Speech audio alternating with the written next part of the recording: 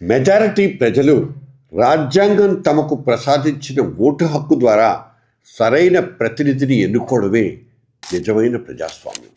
కానీ తెలంగాణలో ప్రస్తుతం జరుగుతున్న గ్రామ పంచాయతీ ఎన్నికల్లో ఏకగ్రీవాల పేరుతో సాగుతున్న తంతు చూస్తే ప్రజాస్వామ్యం ధనస్వామ్యంగా ప్లూటోక్రసీగా మారిపోయిందనిపిస్తుంది. డబ్బు సంచులతో దిగిపోయిన ఒక ఎన్ఆర్ఐ సర్పంచ్ పదవిని కోటి రూపాయలకు వేలంలో దక్కించుకుంటాడు. కులాధిపత్యం చాటుకునేందుకు ఇంకో ఆసామి సర్పంచ్ కుర్చీకి కరెన్సీ నోట్లతో బేరం పెడతాడు. పేరుకే గ్రామాభివృద్ధి కోసం నిధులు ఇవ్వడం అనే ఒక మొహమాటపు మాట. ఆ తర్వాత పదవి చేతికొచ్చిన మరుక్షణం నుంచే అక్రమార్చన షురు. కాంట్రాక్ట్ పనులన్నీ తమ వందిమాగదులకే. ఆ గ్రామం పరిధిలో ఉండే భూములు, గనులు, అడవుల్ని గుట్టు చప్పుడు కాకుండా తమ ఖాతాలోకి బండించుకోవడం వీళ్ళ టార్గెట్.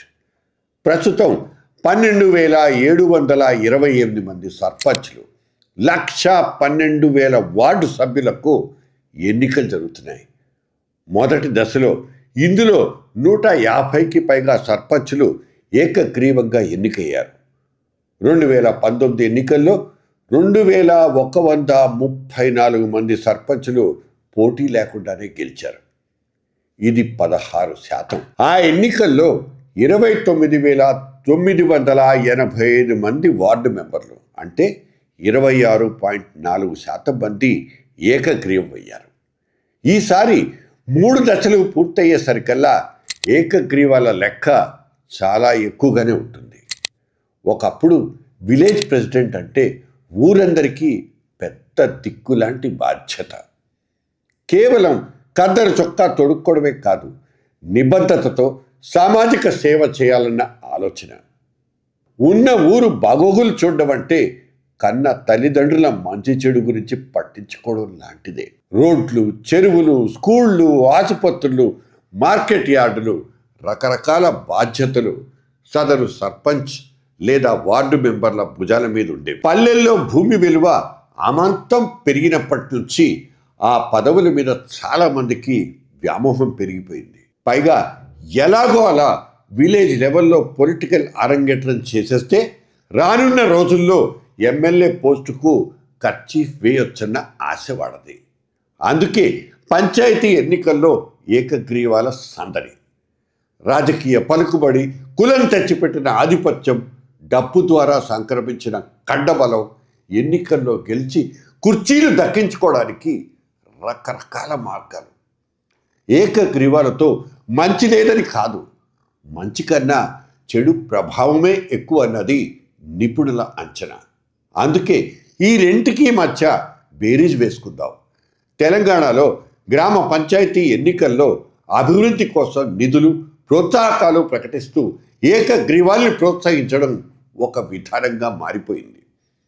కొన్ని సందర్భాల్లో ప్రభుత్వం ఏకగ్రీవంగా ఎన్నికయ్యే పంచాయతీలకు 10 లక్షల నుంచి 20 లక్షల వరకు అదనపు నిధుల్ని ప్రోత్సాహక బహుమతిగా అందిస్తోంది. ఈ విధానం 2 విభిన్న కోణాల్ని కలిగి ఉంది. ఆలోచించండి. ఏకగ్రీవం వల్ల ఎన్నికల సందర్భంగా జరిగే కుటుంబ కలహాలు, వర్గ పోరాటాలు, అనైక్యత తగ్గిపోతాయి. ఒకే కుటుంబం లేదా ఒకే వర్గం 2గా చీలిపోకుండా సమైక్యంగా ఉండేందుకు అవకాశం కల్పిస్తుంది. ఇక ఎన్నికల ఖర్చు తగ్గింపు ఉండనే ఉంటుంది. ఎన్నికలు జరిగితే అభ్యర్థులు లక్షలాది రూపాయలని ఖర్చు చేస్తారు.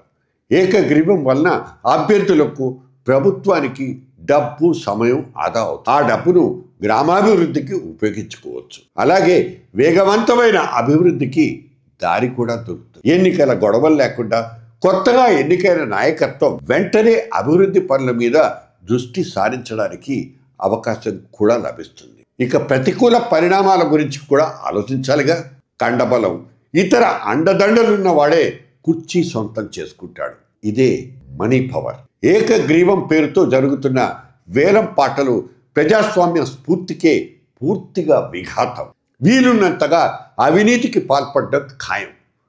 డబ్బున్న వారికే పదవులు దక్కితే జరిగేది అక్షరాల ఇదే. డబ్బు, కులం, రాజకీయ పలుకుబడి లేని వాళ్ళు బరిలోకి అడుగు పెట్టలేరు. నిజాయితీ పరులు, నిబద్ధత కలిగిన అభ్యర్థులు పోటీ చేసే అవకాశాన్ని పూర్తిగా కోల్పోతారు. ముఖ్యంగా ఎస్సీ, ఎస్టీ, బీసీలకు చాలా నష్టం. మరీ ముఖ్యంగా మహిళా రిజర్వేషన్లున్న స్థానాల్లో కూడా వెనకబడిన వర్గాల నిజమైన నాయకత్వం ఎదగకుండా ధనవంతులు అడ్డుకుంటారు. ఇది ఒక్క మాటలో చెప్పాలంటే ప్రజాస్వామ్య హక్కును పూర్తిగా ఓటు హక్కు ద్వారా తమ ప్రతినిధిని ఎన్నుకునే ప్రజల ప్రాథమిక హక్కును ఏకగ్రీవాలు పరోక్షంగా హరిస్తున్నాయి. మన నాయకుడిని మనమే ఎన్నుకున్నాం అనే సంతృప్తి ప్రజల్లో లోపిస్తుంది. పైగా గెలిచి గద్దెనెక్కిన వాడికి జవాబుదారీతనం లేకపోవడం ఇంకో సమస్య. డబ్బుతో పదవిని కొనుక్కున్న సర్పంచ్ ప్రజలకు జవాబుదారీగా ఉండాల్సిన అవసరం లేదనే భావనతో పూర్తిగా వ్యవహరిస్తాడు. ఇందులో డౌటే అక్కర్లేదు. ఓట్లతో కాకుండా డబ్బుతో గెలిచిన వాడి మైండ్ సెట్ సరిగ్గా ఇలాగే ఉంటుంది. పార్లమెంట్లో ఎన్నెన్ని చట్టాలు రూపొందిస్తున్నా గ్రామ పంచాయతీలే ప్రజాస్వామ్యానికి పట్టుకోమలు. ఈ వ్యవస్థను ధనస్వామ్య విషవలయం నుంచి కాపాడాల్సిన బాధ్యత మనందరి మీద ఉంది. అలా అని ఏకగ్రీవాన్ని నిషేధించాలని ఎవరి అభిమతం కాదు. ఈ తరహా ఎన్నికల్లో కొంతైనా ట్రాన్స్పరెన్సీ ఉండాలనేది అందరి అభిప్రాయం. ఒక నాయకుడిని సంపద ఆధారంగా కాకుండా ఆయనలోని నిబద్ధతను, సేవా భావాన్ని చూసి మాత్రమే ఒక ప్రజాప్రతినిధిగా ఎన్నుకోవడం అనేది ప్రజాస్వామ్యానికి మంచిది. గ్రామీణ ఓటర్ మహాశైలారా, మీ ఆలోచన ఏంటి? మీ సతీష్ బాబు.